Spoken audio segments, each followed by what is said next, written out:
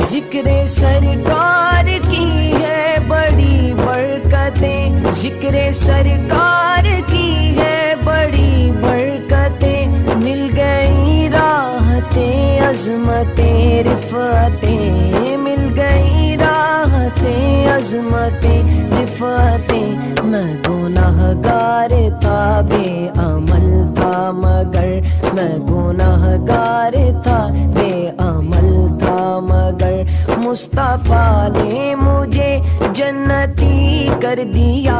اس کرم کا کروں شکر کیسے ادا۔ السلام علیکم ورحمۃ اللہ وبرکاتہ۔ الحمد للہ رب العالمین والصلاة والسلام على سید الانبیاء والمرسلین وعلى آلہ واصحابہ اجمعین ومن تبعهم بإحسان إلى يوم الدين، أما بعد، قال الله تبارك وتعالى في القرآن المجيد والفرقان الحميد: أعوذ بالله من الشيطان الرجيم، بسم الله الرحمن الرحيم، إنا فتحنا لك فتحا مبينا، صدق الله العظيم۔ قال الله تبارك وتعالى في شأن حبيبه صلى الله عليه وسلم: إن الله وملائكته يصلون على النبي يا أيها الذين آمنوا صلوا عليه وسلموا تسليما۔ اللهم صل وسلم وزد وبارك على حبيبك سيدنا ونبينا ومولانا محمد وعلى آله وأصحابه أجمعين۔ عزیزان محترم، اس سے قبل کی نشست میں آپ حضرات کے سامنے 8 ہجری کے اہم ترین واقعات میں سے ایک واقعہ یعنی سریہ موتہ کے حوالے سے آپ حضرات کے سامنے بات رکھی گئی تھی کہ یہ غزوہ، یہ سریہ، یہ جنگ 8 ہجری جمادی الاولیٰ میں جو ہے مقام موتہ میں پیش آئی تھی، جو ملک شام کے ایک شہر بلخا کا ایک مقام ہے۔ اسی 8 ہجری کے اہم ترین واقعات میں سے، بلکہ یہ کہا جائے کہ تاریخ اسلام کی اہم ترین واقعات میں سے اہم ترین واقعہ جو ہے وہ ہے فتح مکہ کا، یعنی مکہ کا فتح ہو جانا اور مکہ کا مسلمانوں کے یا اسلامی حکومت کے زیر اقتدار آ جانا۔ فتح مکہ کے اسباب جو ہوئے، ہر چیز کا ایک سبب ہوتا ہے، تو فتح مکہ کے جو ہے نا اسباب میں سے یہ بات بتلائی جاتی ہے کہ 6 ہجری میں ایک صلح ہوئی تھی حدیبیہ کے مقام پر، جس کو صلح حدیبیہ کہا جاتا ہے۔ تو صلح حدیبیہ میں جہاں جو ہے نا کئی شرائط تھے، من جملہ ان شرائط میں سے 2 شرطیں یہ تھی کہ 10 سال تک مسلمان اور کفار کے درمیان جنگ نہیں ہوگی، یعنی جنگ بندی رہے گی 10 سال تک۔ دوسرا معاہدہ یہ تھا کہ عرب کے جو دیگر قبائل ہیں، دیگر قبیلے جو ہیں، ان میں سے جو قبیلہ چاہے مسلمانوں کے فیور میں آ سکتا ہے، مسلمانوں کا دوست بن سکتا ہے، اور جو قبیلہ چاہے کفار مکہ کا کیا کر سکتا ہے، دوست بن سکتا ہے۔ تو لہذا نتیجتاً ہوا یہ کہ قبیلہ بنو خزاعہ یہ مسلمانوں کا دوست بن گیا، اور قبیلہ بنو بکر یہ کفار مکہ کا دوست بن گیا۔ تو قبیلہ بنو خزاعہ جو مسلمانوں کا دوست تھا، اور قبیلہ بنو بکر جو کفار مکہ کا دوست تھا، ان دونوں میں زمانہ جاہلیت سے دشمنی چلی آ رہی تھی۔ زمانہ جاہلیت سے دشمنی چلی آ رہی تھی۔ اس دشمنی کی بنیاد پر ایک شب، ایک رات، قبیلہ بنو بکر کے لوگوں نے نوفل بن معاویہ کے ساتھ مل کر قبیلہ بنو خزاعہ کے لوگ جو ہے، جو ایک چشمہ تھا جس کا نام وتیر تھا، وہاں پر آرام کر رہے تھے، تو قبیلہ بنو بکر کے لوگوں نے حملہ کیا قبیلہ بنو خزاعہ کے لوگوں پر اور ان کو قتل کر دیا۔ تو قبیلہ بنو بکر یعنی کفار کا دوست قبیلہ، اور قبیلہ بنو خزاعہ نہیں مسلمانوں کا دوست قبیلہ۔ بلکہ وہیں پر معاملہ یہ نہیں ہوا، جو لوگ چشمے پر ان لوگوں کچھ لوگوں کو انہوں نے قتل کر دیا، پھر وہ لوگ جو ہے نا بھاگ کر حرم میں آ گئے تو حرم میں بھی ان کو مارا، پھر وہ جو ہے نا ایک ان کے سردار بدیل بن جو ہے نا ورقا کے اس میں بھی گئے، گھر میں گئے تو بھی وہاں پر بھی انہوں نے مارا۔ تو بہرحال اس طرح قبیلہ بنو بکر کے لوگوں نے لڑائی میں پہل کی قبیلہ بنو خزاعہ کے ساتھ جو مسلمانوں کا دوست قبیلہ تھا۔ تو جب صبح ہوئی تو بنو خزاعہ کے لوگ سرکار کی بارگاہ میں حاضر ہو کر انہوں نے جو ہے نا سارا ماجرا سنایا۔ تو چونکہ معاہدہ تھا 10 سال تک جنگ نہیں ہوگی، تو سرکار نے جو ہے نا کفار مکہ کے سامنے 3 شرائط رکھے۔ ایک شرط تو یہ رکھی کہ دیکھو بنو خزاعہ کے جن لوگوں کو قتل کیا گیا ہے ان کا خون بہا، ان کی دیت دو۔ اب یہ تو خون بہا اور دیت ایک بہت جو ہے نا اس کے مسائل تفصیلی ہے، لیکن مختصر اس کا ایک تصور میں آپ کے سامنے، ایک خاکہ میں آپ کے سامنے دیتا چلو۔ اگر کوئی آدمی کسی کو جان بوجھ کر آلۂ جاریحہ یعنی ہتھیار سے، جس سے عام طور پر آدمی کو قتل کیا جاتا ہے، تو اگر کوئی آدمی جان بوجھ کر کسی کو ہتھیار سے قتل کر دے تو اسلام میں اس کے لیے 2 چیزیں ہیں، یا تو مقتول کے بدلے میں قاتل کو کیا کر دیا جائے گا، ختم کر دیا جائے گا، جس کو قصاص کہتے ہیں، جس کا قرآن میں تذکرہ ہے وَلَكُمْ فِي الْقِصَاصِ كُتِبَ عَلَيْكُمُ الْقِصَاص، تم پر قصاص کو، بدلے کو فرض قرار دیا ہے، ٹھیک ہے۔ اور جو ہے نا یا نہیں تو قاتل اور مقتول کے جو وارث لوگ ہیں وہ لوگ آپس میں مل کر کسی مقررہ یا آپس میں طے شدہ رقم پر صلح اور کمپرومائز کر لے تو قاتل کو قصاص زندگی جو ہے نا معاف کر دی جائے گی، اور اس کے بدلے میں جو مقررہ رقم ہے وہ مقتول کے ورثاء کو دینا پڑے گا۔ اسی رقم کا نام فدیہ یا خون بہا کہا جاتا ہے، سمجھے؟ تو قرآن کریم میں اس کا ذکر موجود ہے، کتب علیکم القصاص فی القتلى الحر بالحر والعبد بالعبد والانثى بالانثى، یہاں تک تو قصاص کا ذکر ہے۔ فمن عفی له من اخیہ شیء فاتباع بالمعروف، یہاں فمن عفی له من اخیہ شیء سے دیت کا بیان ہے، ایک مالی معاہدہ دے کر آپس میں مقتول کے ورثاء کے درمیان اور قاتل کے درمیان کمپرومائز، کسی رقم پر کمپرومائز ہو جائے اور قاتل وہ رقم جو ہے نا ادا کر دے مقتول کے ورثاء کو، تو پھر کیا ہو جائے گا، وہ معاملہ اس کی جان بچ جائے گی۔ تو یہ 2 ہے، یا تو قصاص یا تو دیت۔ تو سرکار نے چونکہ بنو بکر کے لوگوں نے بنو خزاعہ کے لوگوں کو قتل کیا تھا، اور قتل کرنے میں کفار قریش نے بھی ہتھیار اور آدمیوں سے بنو بکر کی مدد بھی کی تھی، کفار مکہ نے، کفار قریش نے۔ تو لہذا اس وجہ سے سرکار نے کفار مکہ کے سامنے یہ شرط یہ رکھی، بنو خزاعہ کے جن لوگوں کو قتل کر دیا گیا، بنو بکر کے لوگوں نے قتل کیا ہے، ان کا خون بہا، دیت وہ رقم کیا کی جائے، دی جائے۔ ایک تو یہ، یا نہیں تو پھر جو قبیلہ بنو بکر ہے اس سے تم علیحدہ ہو جاؤ، لا تعلقی اختیار کر لو، ان سے تمہارے جو دوستانہ تعلق ہے ان کی حمایت اور مدد اور ان کی طرفداری تم نہیں کرو گے، یہ دوسری شرط۔ یا نہیں تو پھر حدیبیہ کا معاہدہ ختم۔ یہ 3 شرائط سرکار نے کیا کیے معلوم ہے،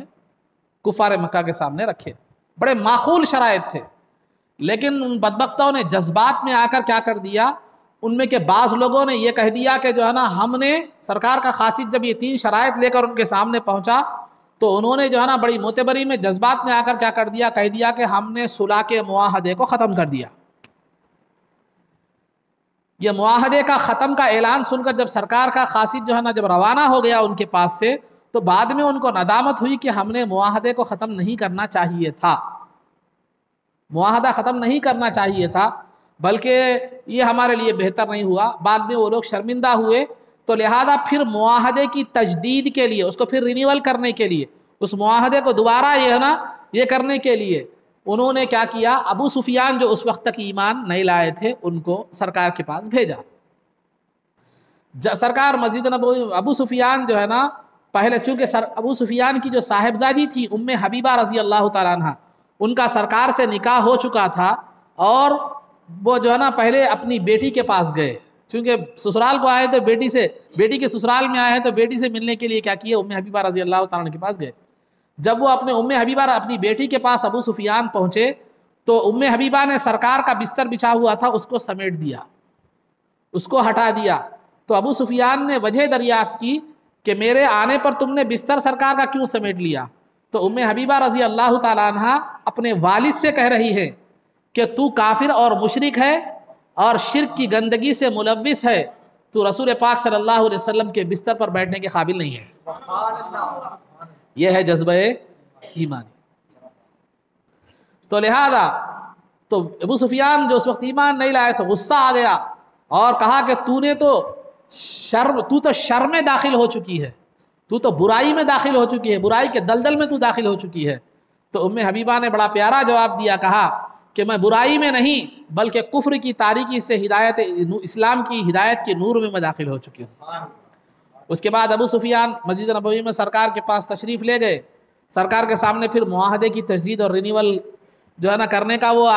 مطالبہ کیا، پیشکش کی، تو سرکار نے خاموشی اختیار فرمائی، اس کو قبول نہیں فرمائی، انکار بھی نہیں کیا اور آپ نے جو ہے نا اقرار بھی نہیں کیا، خاموشی اختیار فرمائی۔ تو ابو سفیان معاملے کی سنجیدگی کو سمجھ گئے، سنگینی کو، ابو بکر صدیق رضی اللہ تعالیٰ عنہ کے پاس کہا کہ میری سفارش کیجیے، معاملے کی معاہدے کی تجدید کے سلسلے میں میری سفارش کیجیے۔ تو ابو بکر صدیق رضی اللہ تعالیٰ عنہ نے کہا کہ سرکار مجھے ایسا محسوس ہوتا ہے کہ سرکار فیصلہ فرما چکے ہیں جنگ کا، میں اس معاملے میں تمہاری کوئی مدد نہیں کر سکتا۔ عمر فاروق رضی اللہ تعالیٰ عنہ کے پاس بھی گئے ابو سفیان، وہاں پر بھی بات نہیں بنی۔ علی رضی اللہ تعالیٰ عنہ کے پاس جا کر دہائی دینے لگے، تو آپ سے تو میری رشتہ داری ہے، کیونکہ میری بیٹی جو ہے نا آپ کے چچیرے بھائی یعنی سرکار دو عالم جو ہے نا صلی اللہ علیہ وسلم کی جو ہے نا زوجہ ہے، تو رشتہ داری بھی ہے، لہذا اس کا لحاظ رکھتے ہوئے آپ مجھے میری سفارش کیجیے معاہدے کی تجدید کے معاملے میں، اس معاہدے کے کو رینیول کرنے کے معاملے میں۔ تو جو ہے نا علی رضی اللہ تعالیٰ عنہ نے جو ہے نا کہا کہ میں تو اس معاملے میں جو ہے نا کچھ بھی نہیں کر سکتا، سرکار جس چیز کا ارادہ فرما دے ہم اس بارے میں کچھ نہیں کہہ سکتے، سرکار جس چیز کا فیصلہ فرما دے اس بارے میں ہم زبان درازی، اس بارے میں پھر کچھ اور ہم نہیں کہہ سکتے، سرکار کا فیصلہ حرف آخر ہوتا ہے۔ لیکن علی رضی اللہ تعالیٰ عنہ نے اس کے ساتھ ایک جو ہے نا ایک وہ فرمایا، کیا کہا، تو جا کر کیا کر جو ہے نا مسجد نبوی میں جا کر جو ہے یہ اعلان کر دے کہ جو ہے نا جو صلح حدیبیہ کا جو معاہدہ ہے میں اس کی تجدید کے لیے آیا ہوں، اس کو پھر اثر نو جو ہے نا باقی رکھنے کے لیے کیا کیا ہوں، آیا ہوں، اس کو اثر نو مضبوطی استحکام اور مضبوطی بخشنے کے لیے میں آیا ہوں، یہ مسجد نبوی میں اعلان کر کے چلا جا۔ تو لہذا ابو سفیان ویسے ہی کیے، گئے جا کر جو ہے نا کفار مکہ کو جب یہ سنایا کہ ایسے ایسے حالات ہوئے، علی رضی اللہ تعالیٰ نے مشورہ دیا ایسا ایسا میں کرا، وہ تو علی نے تیرے ساتھ مسخرہ پن کیا ہے، علی نے تیرے ساتھ کیا کیا ہے جو ہے نا مسخرہ پن کیا ہے، مسجد میں ٹھہر کر پکارنے سے کیا معاملہ ہونے والا ہے، کیا صلح ختم تجدید ہو جاتی؟ جب سرکار محمد صلی اللہ علیہ وسلم جب تک راضی نہ ہو ان کے کوئی صحابی راضی نہیں ہوتے، تیرے کو تو انہوں نے بیوقوف بنا دیا ہے، علی نے، سمجھے، علی نے تجھے بیوقوف بنا دیا ہے۔ تو لہذا اس کے بعد چونکہ سرکار نے وضاحت سے انکار بھی نہیں کیا تھا، قبول بھی نہیں کیا تھا، تو کفار کے دل میں ایک تذبذب تھا، کیا سرکار اپنی جگہ خاموش رہیں گے یا جنگ کریں گے، معاہدے کا کیا ٹوٹنا سمجھا جائے باقی رہنا سمجھا جائے، اس معاملے میں وہ لوگ جو ہے نا تذبذب کا شکار تھا۔ تو بہرحال 10 رمضان المبارک کو سرکار دو عالم صلی اللہ علیہ وسلم نے صحابہ کو جو ہے کہا کہ جنگ کی تیاری کر دو، تیاری کر دو، اطراف کے قبیلوں کو بھی کہہ دو کہ جنگ کے لیے نکلنا ہے، لیکن کہاں نکلنا ہے، کس مقام پر جانا ہے، سرکار نے اس کو رازدار رکھا،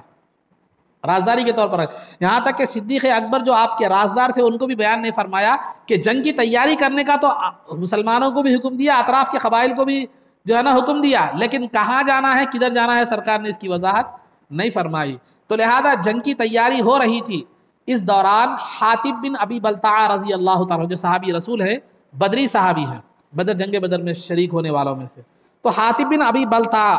جو ہے نا اسی دوران جنگ کی تیاری کے دوران ایک جو ہے نا ایک جو ہے عورت سرکار کے پاس آئی، تو اس آنے کے بعد سرکار نے اس سے پوچھا کہ اجئتی مؤمنتن، کیا تم مومن بن کر آئی ہو؟ تو نہیں، میں مومن بن کر نہیں آئی ہوں، میں مسلمان ہو کر نہیں آئی ہوں۔ پھر کیوں آئی ہو؟ تو مجھے ایک ضرورت ہے سواری وغیرہ کی، ساز و سامان کی ضرورت ہے، اس لیے آئی ہوں۔ تو سرکار نے جو ہے نا اس کے لیے سواری کی ضرورت بھی پوری کر دی اور ساز و سامان کی ضرورت بھی کیا کر دی، پوری کر دی۔ یہ سرکار کے اخلاق ہے، صاف طور پر کہہ رہی کہ میں مسلمان بننے کے واسطے نہیں آئی ہوں، لیکن پھر بھی سرکار نے اس کی مدد جو ہے نا فرما دی۔ تو جب وہ جانے لگی تو حاتب بن ابی بلتعہ نے اس کو کچھ رقم دی اور ایک لیٹر دیا اہل مکہ کے جو ہے نا نام پر، ایک لیٹر دیا، ایک خط دیا اس عورت کو، اور کہا کہ جا کر اہل مکہ کو یہ لیٹر کفار قریش کو پہنچا دینا۔ لیٹر کا خط کا مفہوم یہ تھا کہ جو ہے نا سرکار جو ہے نا جنگ کی تیاری فرما رہے ہیں، لہذا اپنے بچاؤ اور احتیاط کا جو ہے نا کہ اختیار کرو۔ جب وہ عورت یہ خط لے کر مکے کی جانب نکلی تو جو ہے نا سرکار کو بذریعہ وہی بتلا دیا گیا کہ حاتب بن ابی بلتعہ نے اسے یہ لیٹر دیا ہے، حاتب بن ابی بلتعہ نے جو ہے نا اسے یہ لیٹر دیا ہے۔ تو لہذا سرکار نے فوراً 3 صحابہ کو، علی، مقداد اور زبیر رضی اللہ تعالی عنہم کو جو ہے نا بھیجا کہ ایک فلاں عورت جو ہے نا ملے گی، وہ روضہ خاک ایک مقام ہے، وہاں پر تمہیں وہ عورت کیا کرے گی، ملے گی۔ روضہ خاک پر ایک عورت ملے گی، اس کے پاس حاتب بن ابی بلتعہ کی جانب سے اہل مکہ کے نام پر ایک خط ہے، وہ خط اسے لے لینا، اس سے وہ خط کیا کر لینا، لے لینا۔ تو اگر نہ مانے تو اس کا گردن اڑا دینا۔ تو لہذا اس کے بعد جب یہ لوگ گئے تو برابر سرکار نے جس مقام کی نشاندہی فرمائی تھی اسی مقام پر وہ عورت ملی۔ اس سے قبل بھی ابو سفیان جب جو ہے نا مکے سے نکل رہے تھے سرکار سے معاہدے کی تجدید کے لیے، تو سرکار نے صحابہ سے فرمایا تھا کہ ابو سفیان آ رہا ہے معاہدے کی تجدید کے لیے۔ تو اب بھی سرکار نے فرمایا کہ جاؤ اس مقام پر تمہیں وہ عورت ملے گی۔ تو یہ صحابہ تیز رفتاری کے ساتھ گئے، جانے کے بعد اس عورت کو پا لیا اسی مقام پر جس مقام پر سرکار نے نشاندہی فرمائی تھی۔ تو لہذا وہاں پر پا لیا۔ پانے کے بعد اس سے ابتداءً اچھے انداز میں پوچھا کہ وہ جو خط جو حاتب بن ابی بلتعہ نے تجھے دیا ہے وہ دے، تو وہ انکار کرنے لگی۔ تو حضرت سیدنا علی مرتضیٰ رضی اللہ تعالیٰ نے فرمایا کہ نہ سرکار نعوذ باللہ جھوٹے ہیں، نہ ہم جو تجھ سے کہہ رہے ہیں نہ ہم جھوٹے ہیں، لے دیتی ہے یا سر اڑا دو، تیری گردن مار دو۔ تو خط دیتی ہے تو وہ اپنے چوڑنے میں سے، چٹلے میں سے بالوں کے نکال کر خط دی۔ تو وہ خط لا کر سرکار دو عالم صلی اللہ علیہ وسلم کی بارگاہ میں جو ہے نا پیش کیا گیا۔ تو سرکار نے حاتب بن ابی بلتعہ کو بلایا، کہا ما ھذا یا حاتب، کہ اے حاتب یہ خط کیا ہے؟ تو جب سیدنا عمر فاروق رضی اللہ تعالیٰ عنہ بھی وہاں موجود تھے، انہوں نے کہا، عرض کیا کہ یا رسول اللہ مجھے حکم دیجئے کہ اس منافق کی گردن مار دو،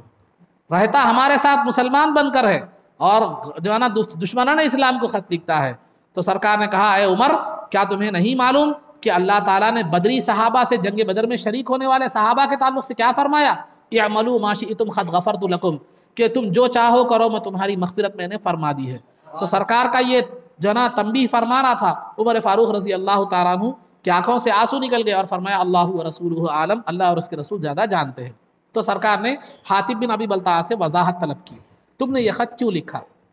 تو حاتب بن ابی بلتعہ نے کہا کہ یا رسول اللہ میں جب سے اسلام لایا ہوں اسلام سے میں نے نہیں پھرا، میں جب سے اسلام لایا ہوں آج بھی میں اسلام کا خیر خواہ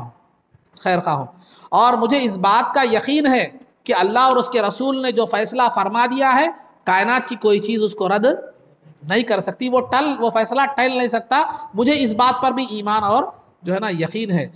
میں نے اس لیے جو ہے نا میں نے یہ جو ہے نا اللہ اور اس کے رسول نے مکے پر حملہ کرنے کا ارادہ فرما لیا ہے، اب یہ ٹلنے والا نہیں ہے، مجھے اس بات کا یقین ہے۔ میں نے اس لیے خط لکھا کہ جو ہے نا آپ کے ساتھ جتنے بھی مہاجرین ہیں وہاں مکے میں ان کے گھر والے ہیں، ان کے گھر والوں کی حفاظت کے لیے اور دیکھ بھالی کے لیے رشتہ دار ہیں، لیکن مکے میں میرے گھر والوں کے کوئی رشتہ دار نہیں ہیں جو ان کی حفاظت کر سکے، لہذا میں نے یہ خط مکے والوں کو اس لیے دیا تاکہ یہ میرا احسان ان پر رہے اور وہ میرے گھر والوں کو نقصان نہ پہنچا سکے، اس کے علاوہ میری اور کوئی جو ہے نا یہ نہیں ہے، اور مجھے یقین ہے کہ اللہ اور اس کے رسول نے جو فیصلہ فرما لیا ہے وہ پورا ہو کر رہے گا، میرا یہ خط اس فیصلے کو بدلنے والا نہیں۔ تو سرکار نے ان کے عذر کو مقبول قرار دیا اور آپ نے ان کے عذر کو قبول فرما دیا اور انہیں معاف فرما دیا۔ اسی وقت قرآن کریم کی یہ آیت نازل ہوئی سورہ ممتحنہ کی، یا ایھا الذین آمنوا لا تتخذوا عدوی وعدوکم اولیاء، جو ہے نا تلقون الیہم بالمودۃ وقد کفروا بما جاءکم من الحق یخرجون الرسول وایاکم، جو ہے نا ان تؤمنوا باللہ ربکم، کہ جو ہے نا اے ایمان والو تم میرے اور تمہارے دشمن یعنی کفار کو دوست مت بناؤ، سمجھے کہ تم جو ہے نا ان سے محبت کرتے ہو جبکہ وہ لوگ تمہارے رسول جو چیز لے کر آئے اس کا ان لوگوں نے انکار کیا اور بلا وجہ صرف ایمان لانے کی بنیاد پر تمہیں اپنے وطن اور جو ہے نا گھروں سے نکالا اور تمہارے ساتھ دشمنی نبھائی، اس کے باوجود پھر تم ان سے محبت کیوں کرتے ہو؟ ان سے محبت مت کرو۔ تو اس آیت میں محبت کرنے سے انکار کیا گیا ہے، لیکن اس کا مطلب یہ نہیں ہے کہ اس کا غلط مطلب لے کر دشمنان اسلام اس کو غلط روش میں اختیار کرتے ہیں۔ تو جن لوگوں نے تمہارے ساتھ ایمان کی بنیاد پر دشمنی نبھائی، تمہیں گھروں سے نکالا، طرح طرح کے ظلم کیے، تم ان سے محبت کیوں کرتے ہو؟ اب رہا اسلام میں جہاں تک غیر مسلم کا معاملہ ہے، ان کے ساتھ حسن سلوک کرنا، انسانیت جیسا سلوک کرنا، یہ تو شریعت حکم دیتی ہے، اس پر ثواب بھی ہے۔ تو بہرحال یہ محبت سے منع کیا گیا، ظاہری رواداری اور حسن سلوک اور انسانیت کی بنیاد پر ان کے ساتھ ضرورت مند کو ضرورت، اگر کوئی کافر مظلوم ہے تو اس کو ظلم سے بچانا، یہ اسلام کی تعلیمات میں داخل ہے۔ اس آیت کو، ان آیتوں کو بعض دیگر لوگوں نے کیا ہے معلوم غلط مفہوم کے ساتھ پیش کیا ہے۔ تو محبت سے منع کیا گیا ہے، وہ تم سے نفرت کرتے ہیں اور تم ان سے کیا کرتے ہو؟ محبت کرتے ہو۔ جہاں تک حسن سلوک اور ہمدردی، انسانی رواداری کا معاملہ ہے تو اسلام نے غیر مسلموں کے ساتھ بھی ہمدردی اور انسانی رواداری کا جو ہے نا حکم دیا ہے۔ تو بہرحال اگر وہ تمہارے مخالف نہ ہو، تمہارے سے جنگ نہ کرتے ہوں تو کمزوروں پر، غیر مسلم بھی ہو تو کمزور پر ظلم کرنے کی اجازت جو ہے نا نہیں ہے، اس کی حق تلفی کرنے کی اجازت نہیں ہے، اس کے فساد اگر اس کے بارے میں فیصلہ کرو بھی تو ناانصافی کے ساتھ فیصلہ کرنے کی اسلام میں اجازت نہیں ہے، جیسا ہے کہ یہودی اور منافق کا واقعہ سیرت میں آپ لوگ کئی مرتبہ مقررین سے سنتے رہتے ہیں۔ تو بہرحال خلاصہ گفتگو کہ سرکار نے یہودی کے بارے میں فیصلہ فرمایا تھا، جو ایک ظاہری مسلمان جو منافق تھا اس کے حق میں سرکار فیصلہ نہیں فرمائے۔ تو خلاصہ گفتگو یہ ہے۔ تو اس کے بعد سرکار دو عالم صلی اللہ علیہ وسلم جو ہے نا 8 ہجری 10 رمضان المبارک کو 10,000 صحابہ کے ساتھ کیا کیے؟ مکہ مکرمہ کی طرف روانہ ہوئے۔ دوران راستے میں جو ہے نا عباس رضی اللہ تعالیٰ عنہ، جیسا کہ آپ نے سنا اس سے قبل کی نشستوں میں کہ جنگ بدر کے موقع پر سرکار کے چچا عباس رضی اللہ تعالیٰ عنہ مسلمان ہو چکے تھے اور وہ ہجرت کر کے مدینے کو آنا چاہتے تھے، لیکن سرکار نے انہیں وہیں مکے میں رہنے کا حکم دیا تاکہ کفار مکہ کی خبریں کیا ہے پہنچتی رہیں۔ تو لہذا وہ جو ہے نا 8 ہجری کے موقع پر مکہ چھوڑ کر ہجرت کر کے جو ہے مدینہ منورہ کو جو ہے نا آنے لگے۔ تو راستے میں سرکار سے ملاقات ہوئی، ایک روایت کے مطابق ذوالحلیفہ، ایک روایت کے مطابق جحفہ کے مقام پر ملاقات ہوئی۔ تو عباس رضی اللہ تعالیٰ عنہ آ رہے ہیں مکے سے، سرکار کیا کر رہے ہیں مدینے کو جو ہے نا وہ مکے کو جا رہے ہیں فتح مکہ کے لیے، چڑھائی کے لیے۔ تو لہذا عباس رضی اللہ عنہ نے اپنا ساز و سامان وغیرہ جو بھی تھا وہ مدینے کو بھیجا دیا، خود سرکار کے ساتھ شامل ہو کر آپ بھی مکہ مکرمہ کی طرف روانہ ہو گئے۔ درمیان میں اور 2000 کے لوگ آپ کے ساتھ لشکر اسلام کے ساتھ شامل ہو گئے، جملہ 12,000 کی تعداد کے ساتھ سرکار جو ہے نا مکے کی طرف روانہ ہوئے۔ تو مکے سے کچھ ایک مقام تھوڑی دور پہلے ایک مقام ہے، مقام مر الظہران، اس مقام پر جو ہے نا سرکار دو عالم صلی اللہ علیہ وسلم نے پڑاؤ کیا، لشکر سرکار کا پڑاؤ کیا۔ سرکار نے جو ہے نا تمام لوگوں کو حکم دیا کہ ہر قبیلے والا، ہر آدمی کیا کرے معلوم ہے، ہر قبیلے والا اپنا اپنا الگ الگ چولہا کیا کرے معلوم ہے جلائے۔ رات کا وقت تھا، 12,000 کے لشکر میں ہر آدمی الگ الگ چولہا جلایا تو سارا میدان جو ہے نا روشن ہو گیا، اور اتنے کثیر چولہے جلتے ہوئے دیکھ کر کیا ہے معلوم ہے، کفار یہ سمجھے کہ مسلمان بڑی تعداد کے ساتھ، بڑی کثرت کے ساتھ کیا ہوئے ہیں، فتح مکہ کے لیے، مکے پر حملہ کرنے کے لیے آئے ہیں۔ یہ ایک روب کو قائم کرنے کے لیے دشمن پر سرکار دو عالم صلی اللہ علیہ وسلم نے یہ حکم فرمایا۔ یہی رات کا وقت تھا تو لشکر اسلام کا جائزہ لینے کے لیے ادھر خچر پر سوار ہو کر عباس رضی اللہ تعالیٰ عنہ جو ہے نا گشت کر رہے تھے خچر پر سوار ہو کر۔ ادھر 3 لوگ مکے سے آئے، وہ تینوں میں کیا تھا، تینوں میں سے ایک جو ہے نا ابو سفیان تھے، دوسرا جو ہے نا بدیل بن ورقہ تھا، اور تیسرے جو ہے نا کون تھے بولے تو حکیم بن حزام۔ تو یہ تینوں لوگ جو ہے نا لشکر اسلام کا جائزہ لینے کے لیے کہ کتنا لشکر ہے کیا ہے وہ دیکھنے کے لیے آئے۔ تو ان کی اور عباس رضی اللہ تعالیٰ عنہ کی ملاقات ہوئی۔ تو عباس رضی اللہ تعالیٰ عنہ نے ابو سفیان سے، جو اب تک ایمان نہیں لائے تھے، ناصحانہ طور پر، نصیحت کے طور پر، ایک ناصح کے طور پر آپ نے نصیحت کی کہ دیکھو سرکار مکے پر حملہ کرنے والے ہیں، اسلام کا لشکر مکے پر حملہ کرنے والا ہے، لہذا تمہاری سلامتی اسی میں ہے کہ سرکار کی اطاعت کر لو، ایمان لے آؤ۔ تو جو ہے نا ابو سفیان نے کہا کہ مجھے سرکار کے پاس مجھے لے چلو۔ تو تو عباس رضی اللہ تعالیٰ عنہ اپنے خچر پر بٹھا کر ابو سفیان کو لے جا رہے تھے۔ تو چونکہ ابو سفیان اب تک اسلام کی اور سرکار کی اور مسلمانوں کے ساتھ دشمنی نبھا رہے تھے، تو مسلمان ان پر بڑے غصے میں تھے، بڑے غیظ و غضب کی حالت میں تھے۔ عمر رضی اللہ تعالیٰ عنہ نے ان کو دیکھ لیا،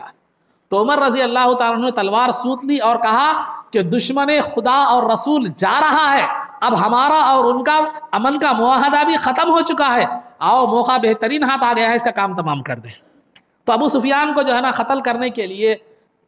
عمر رضی اللہ تعالیٰ عنہ ان کے پیچھے دوڑے۔ عمر رضی اللہ تعالیٰ عنہ پیدل تھے اور ابو سفیان عباس رضی اللہ تعالیٰ عنہ کے ساتھ خچر پر تھے۔ تو عباس رضی اللہ تعالیٰ عنہ خچر کو تیزی سے لے کر جو ہے نا سرکار کی بارگاہ تک پہنچ گئے، پیچھے عمر رضی اللہ تعالیٰ عنہ بھی آئے، آ کر سرکار کی بارگاہ میں بار بار اصرار کرنے لگے، یا رسول اللہ حکم دیجئے کسی گردن مار دوں، اس دشمن خدا اور رسول کی گردن مار دوں۔ سرکار نے حکم نہیں دیا۔ عباس رضی اللہ تعالیٰ عنہ نے کہا کہ یا رسول اللہ میں نے ابو سفیان کو پناہ دی ہے۔ تو ٹھیک ہے، سرکار نے فرمایا ٹھیک ہے لے جاؤ، ابو سفیان کو تم اپنے خیمے میں لے جاؤ، اس کے بعد صبح میں بات کریں گے۔ پھر ان کے ساتھ جو دونوں لوگ آئے تھے، بدیل بن ورقہ اور حکیم بن حزام، یہ لوگ سرکار کی بارگاہ میں حاضر ہو کر مسلمان ہو گئے، اور سرکار نے ان سے مکے وغیرہ کی خبریں جو ہے نا حالات اور دریافت کیے۔ رات ہوئی، جب صبح کا وقت ہوا تو ابو سفیان کے دل میں انخلاف پیدا ہوا، تو لہذا سرکار کی بارگاہ میں حاضر ہوئے تو سرکار نے تلقین فرمائی کہ اے ابو سفیان کیا ابھی وہ وقت نہیں آیا کہ تم ایمان لے آؤ؟ تو انہوں نے جو ہے نا واقعات تھوڑا تفصیلی ہے لیکن اختصار کے ساتھ بتا رہا ہوں میں، گفتگو تھوڑا تفصیلی ہے۔ تو لہذا اللہ رب ابو سفیان جو ہے نا اس وقت ایمان لے آئے اور انہوں نے کلمہ پڑھ کر کیا ہو گئے، وہ مسلمان ہو گئے۔ اس کے بعد عباس رضی اللہ تعالیٰ عنہ نے ابو سفیان سرکار سے کہا کہ یا رسول اللہ ابو سفیان قوم میں ایک عزت دار آدمی ہے، ایک سردار آدمی ہے، لہذا ان کے شایان شان کوئی رتبہ انہیں عنایت فرمائیے، ان کے شایان شان کوئی رتبہ عنایت فرمائیے، کوئی مرتبہ عنایت فرمائیے۔ تو جو ہے نا سرکار دو عالم صلی اللہ علیہ وسلم نے فرمایا کہ اسلام کا لشکر جب مکے پر میں داخل ہوگا تو اس وقت جو بھی ابو سفیان کے گھر میں داخل ہوگا اس کو امن ہے، اس کو قتل نہیں کیا جائے گا، اس کو نقصان نہیں پہنچایا جائے گا۔ تو ابو سفیان نے کہا کہ یا رسول اللہ میرا گھر تو بالکل مختصر ہے، کتنے لوگ آئیں گے اس کے اندر، تو لہذا ذرا یہ کرم نوازی کی میں تھوڑا وسعت فرمائیے۔ تو سرکار نے فرمایا ابو سفیان کی سفارش پر، رضی اللہ عنہ کی سفارش پر جو ہے نا سرکار نے فرمایا کہ جو ہے نا ٹھیک ہے، جو مسجد حرام میں کعبے کے اطراف جو مسجد ہے، مسجد حرام میں جو داخل ہو جائے اس کو امن ہے۔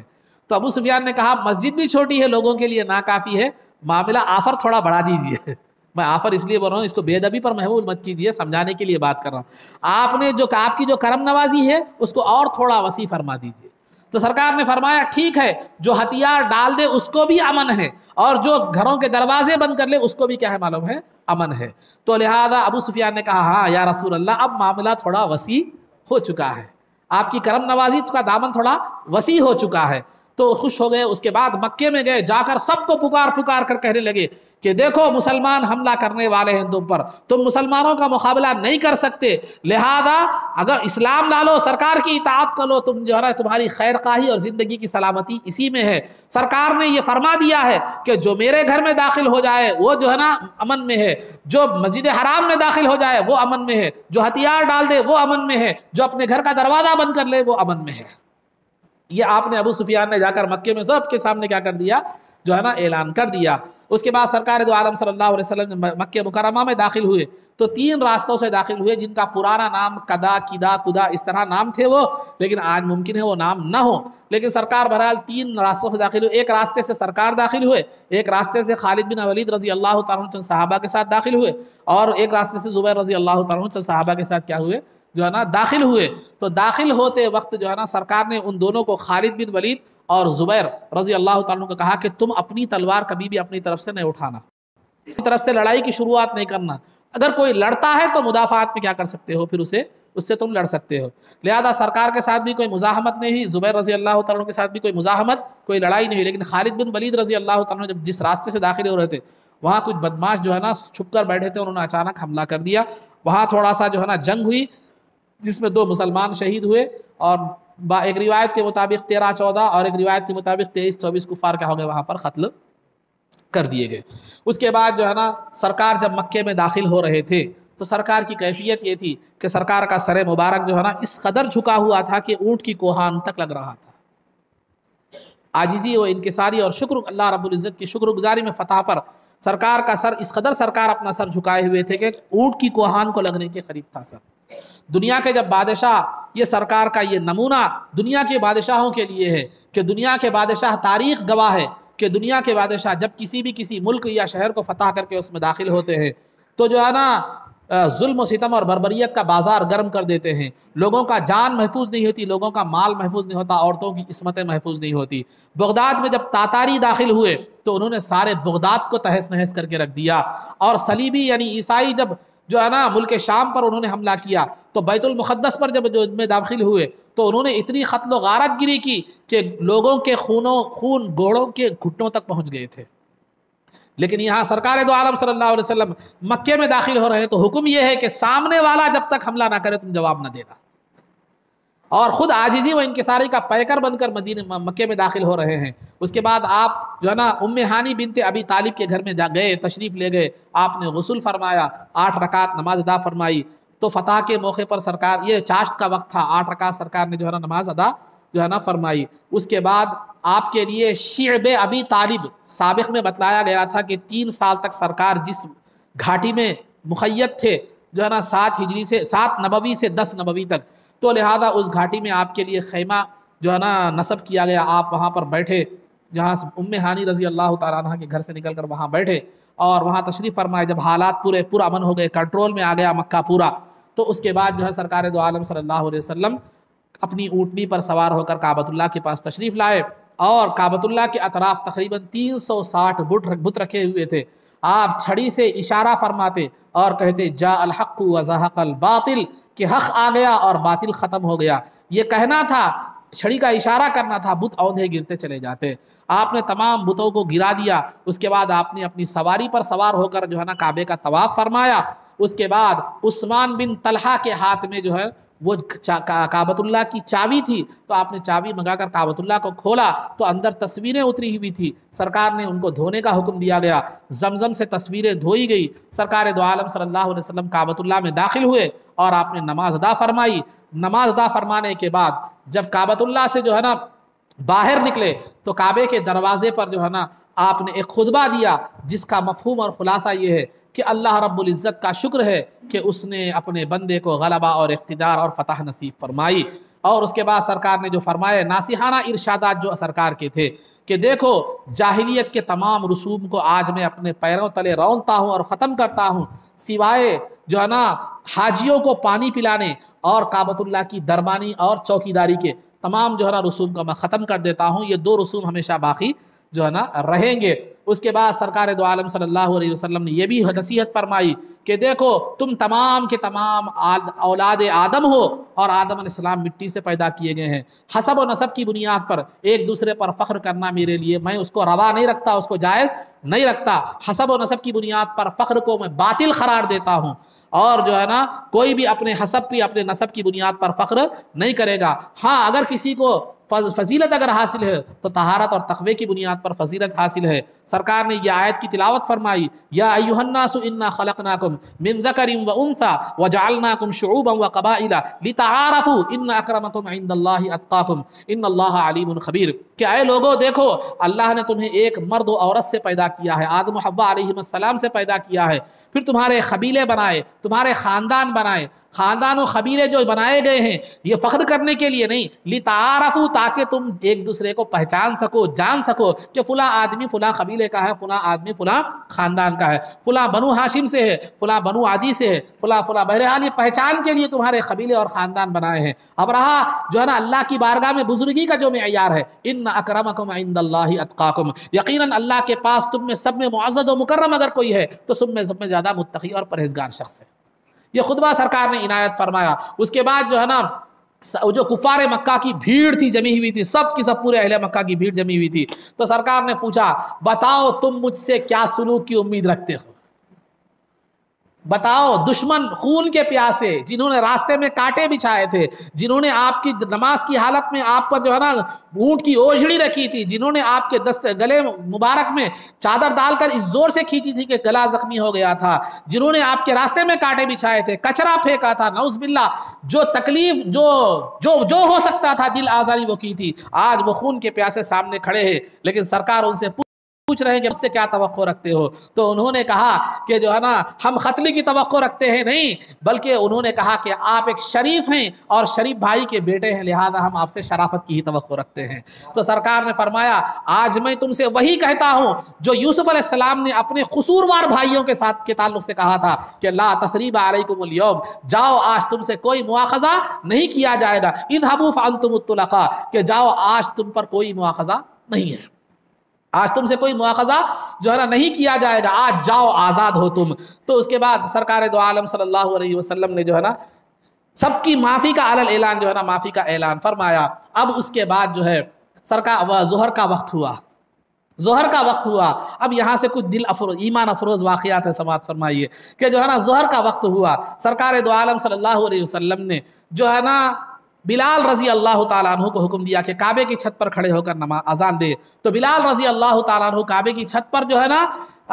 खड़े होकर जब अजान देने लगे तो कुफ्र की फ़िज़ाओं में इस्लाम की नूरानियत और हक़ानियत की सदाएँ बुलंद होने लगी। तो लिहाजा जब बिलाल रज़ी अल्लाह ताला अन्हु अजान देने लगे तो अबू महज़ूरा रज़ी अल्लाह ताला अन्हु, जवानी का आलम था, कुछ नौजवान साथियों के साथ जो है ना वो क्या करने लगे, मजाक के तौर पर, जैसे बच्चे कोई बात आप कर रहे हो तो बच्चे उसकी नकल करके मजाक उड़ाते हैं, तो वो लोग अज़राहे इस्तिहज़ा बतौर मजाक के अबू महज़ूरा और उनके चंद नौजवान साथी जो है बिलाल रज़ी अल्लाह तआला अन्हु की अजान की नकल कर रहे थे बतौर मजाक के। तो उसके बाद जब अजान ख़त्म हुई तो अबू महज़ूरा की आवाज़ बड़ी प्यारी थी, अबू महज़ूरा की आवाज़ बड़ी प्यारी थी। तो सरकार दो आलम सल्लल्लाहु अलैहि वसल्लम ने अजान के इख्तिताम पर उन नौजवानों को बुलाकर जो है ना कहा कि वो जो सुरीली आवाज़ थी वो किसकी है, तो बतलाया गया ये अबू महज़ूरा की है। तो सरकार ने कहा उनको छोड़ दो। उसके बाद अबू महज़ूरा को अपने सामने रोक लिया। तो अबू महज़ूरा डर रहे हैं कि अजान का मजाक उड़ाने की सज़ा के जुर्म में कहीं मुझे क़त्ल नहीं कर देंगे। तो सरकार ने उनको बुलाकर चेहरे से नाफ तक हाथ फेरा। अबू महज़ूरा फरमाते हैं कि जो सरकार का दस्ते मुबारक जो है ना मेरे जिस्म के सीने से फिरता हुआ आगे चला जाता गया, मेरी दिल से इस्लाम की नफ़रत और अजान की नफ़रत दूर होती हुई मोहब्बत में तब्दील होने लगी। जो ही जो है ना ये अमल सरकार ने हाथ फेरा, उसके बाद मैंने सरकार अब तक अजान का मजाक उड़ा रहा था मैं, लेकिन सरकार की बारगाह में मैंने अर्ज की कि या रसूल अल्लाह मुझे मक्के मुकर्रमा का मुअज्जिन मुकर्रर कर दीजिए। जिस अजान का वो जो है मजाक उड़ा रहे थे, जिस अजान की नफरत उनके दिल में थे, अब जो है ना सरकार के दस्ते मुबारक ने वो असर दिखाया कि उस अजान से इतनी मोहब्बत हो गई कि हमेशा जिंदगी भर उससे वाबस्तगी का जो है ना पेशकश कर दी। तो सरकार ने उनको मुअज्जिन मक्के मुकर्रमा का मुकर्रर फरमा दिया।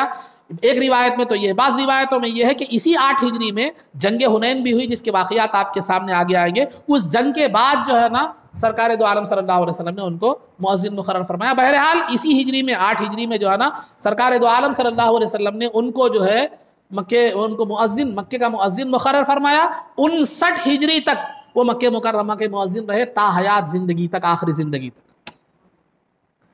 उसके बाद जो है ना इसी 8 हिजरी के अहम तरीन वाक़ियात में एक आम जो है ना बाज़ हजरात ने कहा है कि अमीर मुआविया रज़ी अल्लाह ताला अन्हु भी फ़तह मक्का के मौके पर ईमान लाए, लेकिन सही रिवायत, सही कौल ये है कि आप जो है ना पहले ही ईमान ला चुके थे, लेकिन अपने ईमान को मख्फी रखा था, छुपा कर रखा था। फ़तह मक्का के मौके पर आपने उसका इजहार फरमाया। तो बहरहाल जब ज़ोहर की अज़ा हुई, नमाज हुई, नमाज से फारिग होने के बाद सरकार सफ़ा की पहाड़ी पर तशरीफ़ फरमा हुए, काबतुल्लाह की तरफ रुख किया और बड़ी आजिज़ी व इनकिसारी के साथ अल्लाह की बारगाह में कई देर तक दुआ में मशगूल रहे। उसके बाद सरकार बैत का सिलसिला शुरू फरमाया।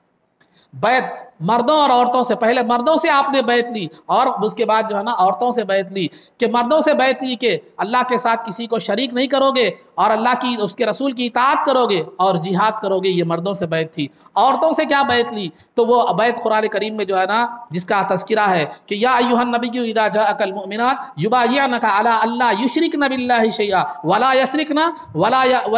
यसरिकना वला यक़तुलना औलादहुन्ना वला यअतीना बिबुहतानि यफ्तरीनहु बैना अयदीहिन्ना व अर्जुलिहिन्ना वला यासीनका फी मारूफिन। तो जो है ना ये बैत औरतों से ली गई, यानी मतलब ये है कि अय औरतों, अय मोमिनो, जो है ना अल्लाह के साथ शरीक नहीं करोगी, चोरी नहीं करोगी, किसी पर बुरा इल्ज़ाम नहीं लगाओगी और जो है ना जिना नहीं करोगी और किसी अल्लाह के किसी हुक्म की नाफरमानी अल्लाह और उसके रसूल की नहीं करोगी। ये औरतों से क्या है बैत جو ہے نا لی گئی۔ سرکار جب صفا کی پہاڑی پر جو ہے نا بیعت لے رہے تھے تو نیچے انصار بھی بیٹھے ہوئے تھے، مدینے کے انصار بھی بیٹھے ہوئے تھے۔ اب وہ لوگ آپس میں تبصرہ کر رہے تھے۔ اب سرکار اپنا جو وطن ہے جہاں سرکار جو ہے نا پیدا ہوئے تھے، جو مکہ ہے، سرکار مکہ تو فتح ہو گیا ہے، اب سرکار جو ہے نا اب ہم کو چھوڑ دیں گے، اب سرکار مکے میں ہی رہیں گے اور ہم مدینے میں سرکار کے دیدار سے کیا ہو جائیں گے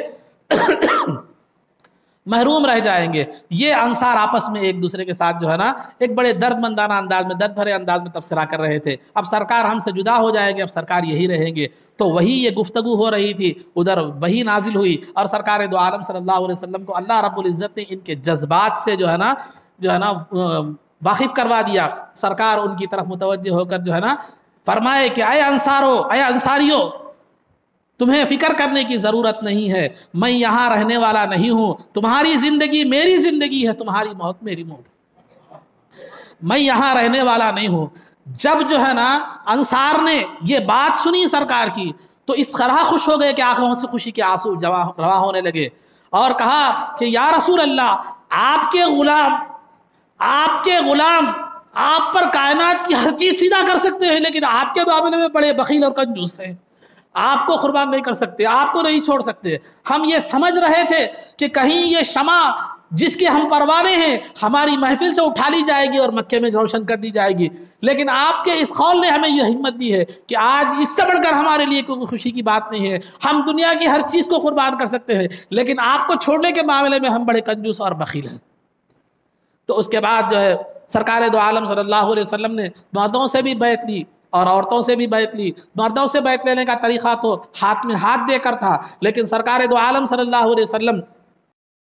جب بھی بیعت لیتے تو آپ کا طریقہ کار کبھی کسی عورت کے ہاتھ کو آپ نے جو ہے نا مس نہیں فرمایا، بلکہ جو ہے نا آپ نے جو ہے عورتوں سے بیعت لینے کے طریقے آپ کے دو طرح کے بتلائے جاتے ہیں۔ ایک تو یہ کہ ایک کپڑا ہوتا، ایک کنارے پر سرکار پکڑتے، دوسرے کنارے پر جو عورت بیعت لینا چاہتی وہ پکڑتی، اور اس طرح سرکار کیا کرتے اور عورت سے کیا کرتے تھے، بیعت لیتے تھے۔ یا دوسرا طریقہ یہ ہوتا کہ ایک پیالے میں پانی لایا جاتا، سرکار اس میں اپنا دست مبارک ڈال دیتے، پھر اس کے بعد جو عورت بیعت کا ارادہ رکھتی، مرید ہونے کا یا مرید جو آج کے حساب سے بتا رہا ہوں میں، بیعت کرنے والی ہوتی، وہ جو ہے نا اس میں ہاتھ ڈال دیتی۔ تو بہرحال بیعت کا طریقہ یہی ہوتا تھا، لیکن سرکار نے کبھی کسی عورت کو ہاتھ جو ہے نا نہیں لگایا۔ تو بیعت سے فارغ ہونے کے بعد سرکار دو عالم صلی اللہ علیہ وسلم جب مسجد نبوی میں تشریف لائے تو مسجد نبوی کعبۃ جو ہے نا سیدنا علی مرتضیٰ رضی اللہ تعالیٰ عنہ نے جو ہے نا سرکار کی بارگاہ میں عرض کیا کہ یا رسول اللہ، کعبے کی جو نگہبانی ہے، دربانی ہے جو وہ ہماری ذمہ ہمیں دے دیجئے۔ تو یہ علی رضی اللہ تعالیٰ عنہ یہ پیشکش کیے تھے کہ اسی وقت اللہ رب العزت کی آیت مبارکہ نازل ہوئی کہ ان اللہ یأمرکم ان تؤدوا الامانات الی اہلہا، کہ اللہ تمہیں حکم دیتا ہے کہ امانتوں کو امانت داروں کے حوالے کر دو۔ تو سرکار نے عثمان بن طلحہ کو بلا کر ان سے جن سے کعبے کی چابی لی تھی، جو کعبے کے دربان تھے، کہا کر ان کو چابی حوالے کر کے فرمایا جاؤ، تمہاری اولاد میں ہمیشہ یہ چابی رہے گی۔ اس کے بعد سرکار دو عالم صلی اللہ علیہ وسلم 15 دن مکے میں قیام فرمائے۔ اس کے بعد جب مکے سے تشریف لے جانے لگے تو عتاب بن اسید جو اسی وقت ایمان لائے تھے رضی اللہ تعالیٰ عنہ، ان کو جو ہے نا مکے کا حاکم اور گورنر مقرر فرمایا، اور وہ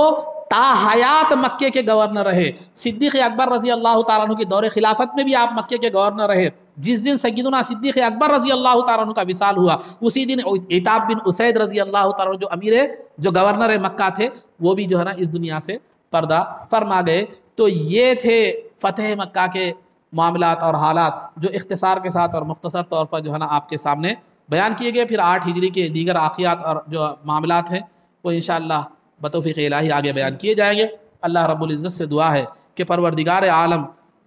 سیرت مبارکہ کے تذکرے میں زبان و بیان کی کوتاہی اگر ہوئی تو مولا اپنے فضل سے سرکار کی رحمت کے طفیل میں معاف فرما۔ اے اللہ، سرکار دو عالم صلی اللہ علیہ وسلم کی سیرت سننے اور سنانے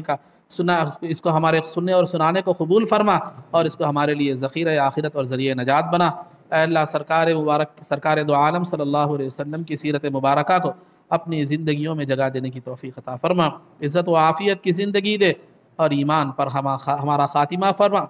قبر میں دیدار رسول سے بہرور فرما، حشر میں سرکار دو عالم صلی اللہ علیہ وسلم کے قدموں میں ہمارا حشر فرما، آپ کی شفاعت عظمیٰ سے ہم کو بہرور فرما۔ آپ کے دست مبارک سے جام کوثر پینا نصیب فرما، جنت میں آپ کی غلامی معیت اور رفاقت نصیب فرما۔ صلی اللہ تعالی وسلم علی خیر خلقہ سیدنا محمد و آلہ و صحبہ اجمعین برحمتک یا ارحم الراحمین والحمد للہ رب العالمین۔